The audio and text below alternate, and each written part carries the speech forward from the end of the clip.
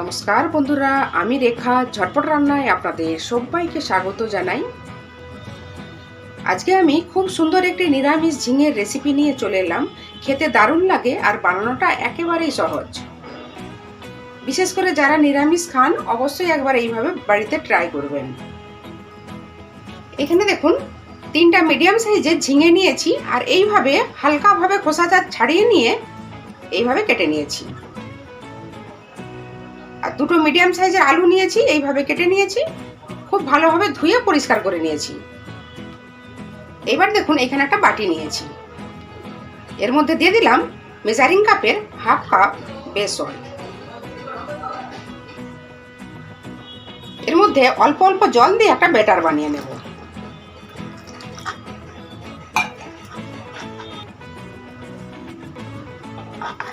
দেখুন ব্যাটার আমাদের রেডি। ব্যাটারটা ঠিক এই রকম হয়েছে, দেখেই বুঝতে পারছেন। এবার এটা ঢেকে 10 মিনিট রেস্টে রেখে দেব। এইবার দেখুন একটা মিক্সি জার নিয়েছি, এর মধ্যে দিয়ে দিলাম 2টো মিডিয়াম সাইজের টমেটো কুচি,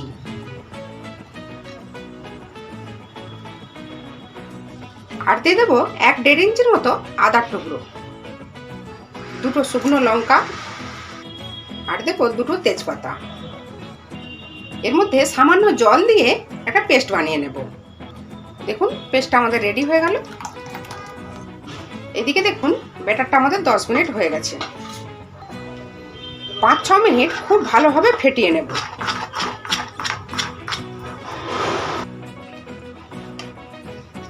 দেখুন 5 মিনিট ফেটিয়ে নিয়েছি। দেখতে পাচ্ছেন বেসনের কালারটা চেঞ্জ হয়ে গেছে। এই সময় এর মধ্যে দেব একেবারে সামান্য হলুদের গুঁড়ো, আর দেব সামান্য লবণ, আর দিয়ে দেব চিলি ফ্লেক্স, আর দেব সামান্য কালো জিরে। সবকিছু খুব ভালোভাবে মিক্স করে নেব।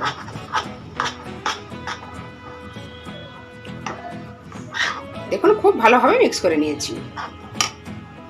এইবার দেখুন গ্যাসের ওভেনটা অন করে একটা কড়াই বসিয়ে দিয়েছি। কড়াইটা আমাদের গরম হয়ে গেছে। এর মধ্যে দিয়ে দিলাম কিছুটা পরিমাণে সরষের তেল। দেখুন তেলটা গরম হয়ে গেছে।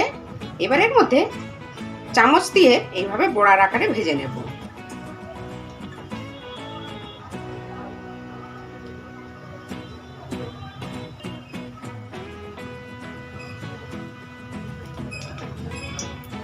দেখুন সবগুলো দিয়ে দিয়েছি। গ্যাসের ফ্লেমটা এই সময় লোতে রাখা আছে। লো ফ্লেমেই বড়াগুলো ভেজে নেব। এক সাইডটা হয়ে গেছে, উল্টে দেব।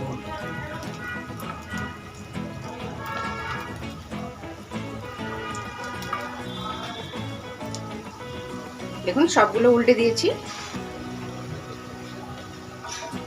বড়াগুলো আমাদের ভাজা হয়ে গেছে, একটা পাত্রে তুলে নেব।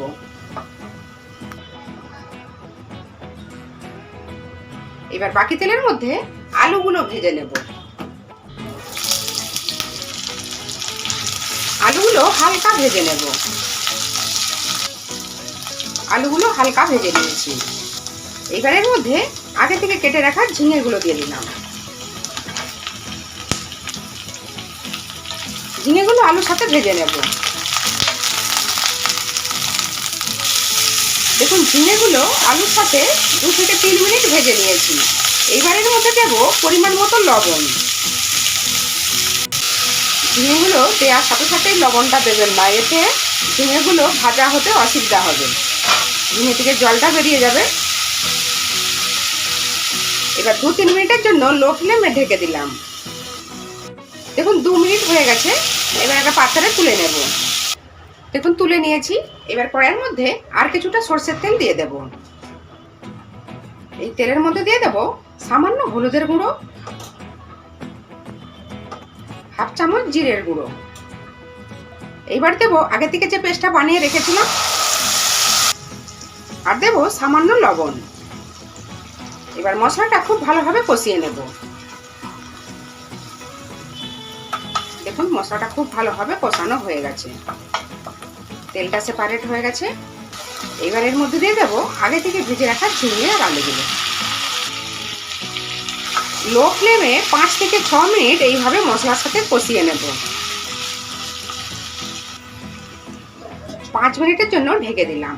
গ্যাসের ফ্লেমটা কিন্তু আমাদের লোতেই রাখা আছে। দেখুন 5 মিনিট হয়ে গেছে।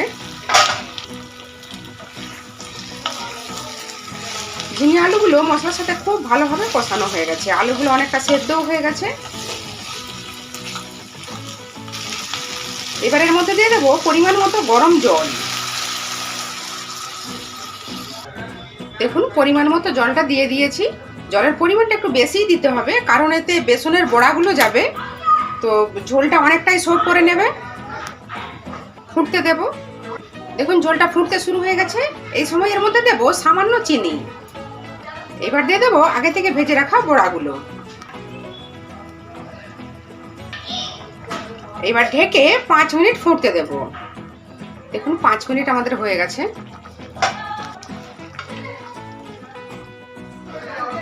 দেখতে পাচ্ছেন ঝোলটা আমাদের অনেকটাই ঘন হয়ে গেছে,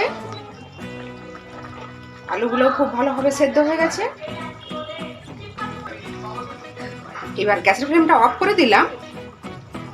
এবার এটা এক সাইডে রেখে দেব। বসিয়ে দিয়েছি। এর মধ্যে দিয়ে দিলাম সামান্য পরিমাণে সরষের তেল। তেলটা হালকা গরম হয়েছে, এর মধ্যে দিয়ে দিলাম 2টো শুকনো লঙ্কা আর দেবো 1/2 চামচ গোটা জিরা। গ্যাসের ফ্লেমটা বন্ধ দিলাম। এই সময় এর মধ্যে দেবো সামান্য কাশ্মীরি লাল লঙ্কার গুঁড়ো আর দেবো সামান্য গরম মশলার গুঁড়ো। এই তড়কা যাবে ঝিঙের উপরে। এবার এটা ঢেকে 5 মিনিট রেস্টে রেখে দেব। দেখুন 5 মিনিট আমাদের হয়ে গেছে। দেখুন বন্ধুরা, ঝিঙের রেসিপি আমাদের একদম রেডি হয়ে গেছে সার্ভ করার জন্য। খেতে কিন্তু দারুণ হয়েছে। আপনারা অবশ্যই একবার এইভাবে বাড়িতে ট্রাই করবেন। আজকের এই ঝিঙের রেসিপি আপনাদের কেমন লাগলো? নিশ্চয়ই ভালো লেগেছে। ভালো লাগলে প্লিজ একটা লাইক দেবেন, চ্যানেলটা সাবস্ক্রাইব করে আমার পাশে থাকবেন। আজ তাহলে এই পর্যন্ত থাক, আবার হাজির হয়ে যাব নতুন কোনো রেসিপি নিয়ে। ভিডিওটা দেখার জন্য আপনাদের সবাইকে অসংখ্য ধন্যবাদ। সবাই খুব ভালো থাকবেন, সুস্থ থাকবেন, সাবধানে থাকবেন।